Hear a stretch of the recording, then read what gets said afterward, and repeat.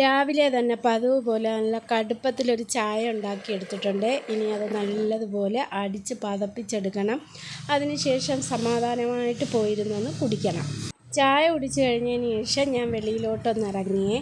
അങ്ങനെ വെളിയിലത്തെ കാഴ്ചകളെല്ലാം കണ്ട് കുറച്ച് നേരം അങ്ങനെ നിന്നതിന് ശേഷം വീണ്ടും ഞാൻ അടുക്കളയിലോട്ട് വന്നു. അപ്പോൾ തലേന്ന് രാത്രിയിൽ കുറച്ച് മാവ് ഞാൻ വറുത്ത് വെച്ചിട്ടുണ്ടായിരുന്നു. അതെല്ലാം ഒന്ന് അരിച്ചെടുത്ത്.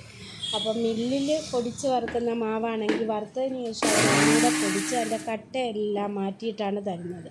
അപ്പോൾ ഞാനിത് വീട്ടിൽ തന്നെ വറുത്തെടുത്ത മാവാണ്. അരിച്ചെടുത്തപ്പോൾ നല്ല കട്ടയുണ്ട്.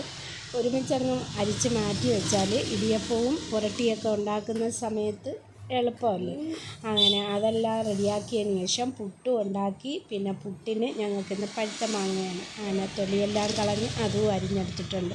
അപ്പോൾ വീഡിയോ ഇഷ്ടപ്പെട്ടാൽ ഒന്ന് ലൈക്ക് ചെയ്യാനും ഷെയർ ചെയ്യാനും മറന്നു പോകല്ലേ.